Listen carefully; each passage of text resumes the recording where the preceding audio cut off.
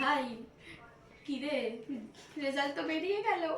ভালো লাগে না একবার ভাব, এই 100-তে 48 পেয়েছি।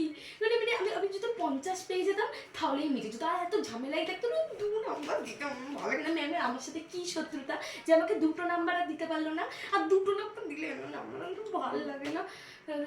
তোর কি খবর? আমি তো 100-তে 30 পেয়েছি। বাড়িতে গিয়ে না মাকে বলতে হবে। এবার মা যদি বাড়িতে না থাকতে দেয় তখন কি হবে বল? চিন্তা করিস না ভাই, তুই কি রে, কাঁদছিস কেন? দেখ না, আমি পরীক্ষায় 99.5 পেয়েছি 100-র মধ্যে।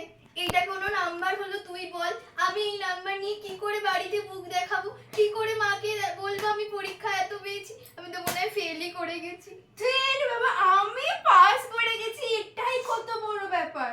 আমার মা মিষ্টি খাওয়াবে আমি পাস করে গেছি বলে পাড়ার লোককে, আর তুই হাবড়া